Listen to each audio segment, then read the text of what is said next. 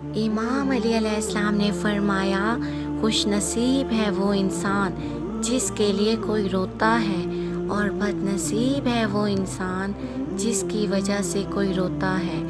امام علی علیہ السلام نے فرمایا، عورتوں کی عقلیں ان کی جمال میں ہیں اور مردوں کا جمال ان کی عقلوں میں ہے۔ امام علی علیہ السلام نے فرمایا، زندگی کے ہر موڑ پر صلح کرنا سیکھو، کیونکہ جھکتا وہی ہے جس میں جان ہوتی ہے، اور اکڑنا تو مردے کی پہچان ہوتی ہے۔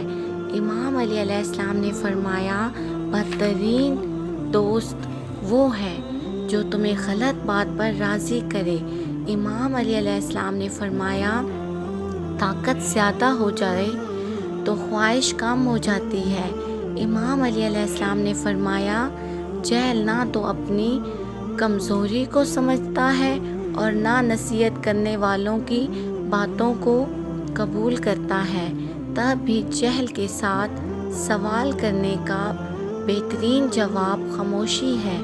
امام علی علیہ السلام نے فرمایا، رشتہ کبھی قدرتی موت نہیں مرتا، اس کو ہمیشہ انسان ہی قتل کرتا ہے، کبھی نفرت سے، کبھی نظر اندازی سے، اور کبھی غلط فہمی سے۔